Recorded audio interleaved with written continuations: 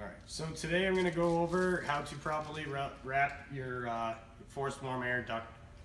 So for starters, what you're going to want to do is, in some cases you're going to have to increase the R value of your insulation. And in doing so, it's as easy as just putting these little air barriers here. So you'll take these strips and you'll stick them onto the ductwork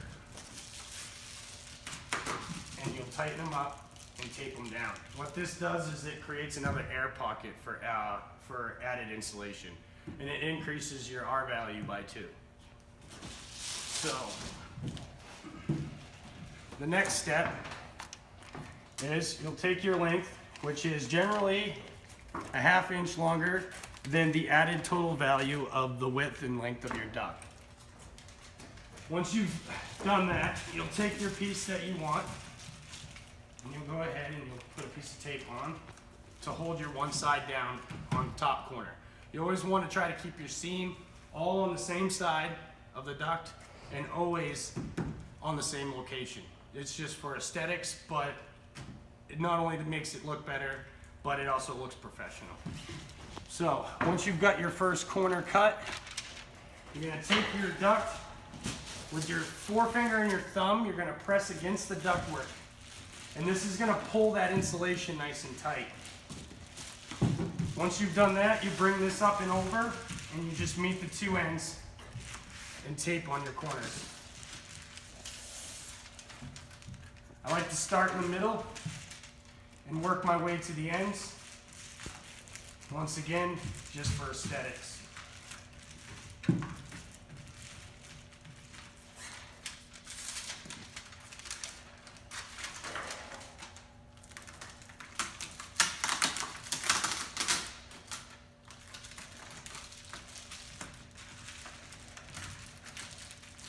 One rule you want to make sure you always follow is you don't want to overlap your insulation for your ductwork. So you kind of want your measurements to be spot on.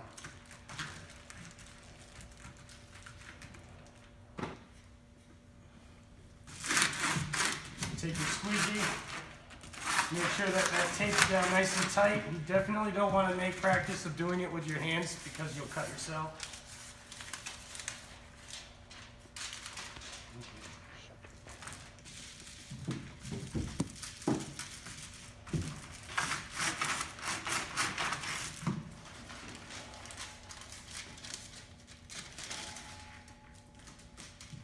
Now, once you've done this for your duct,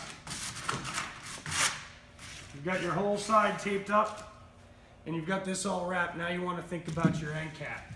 So what you'll do is you'll take an end cap, and you'll cut it to the same length and width of your duct, and you'll place it in spot, making sure that it's tight and non-overlapping. And then you're just going to run some tape on that.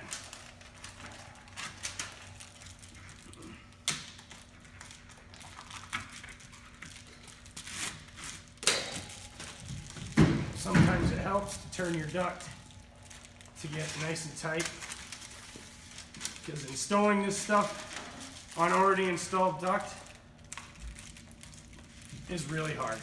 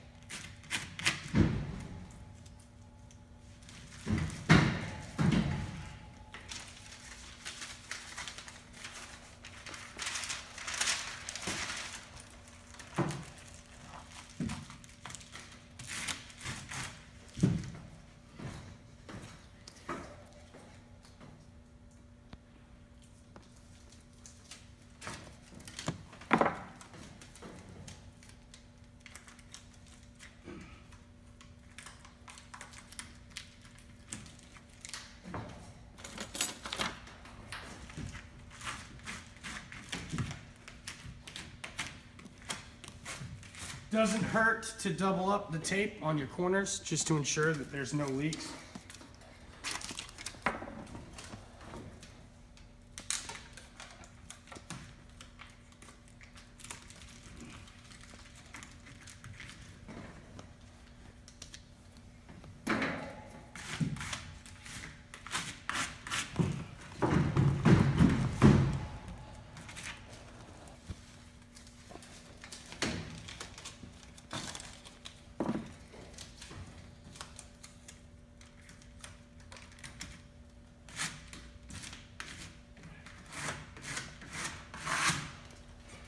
There, so I've insulated this duct as R8 insulation.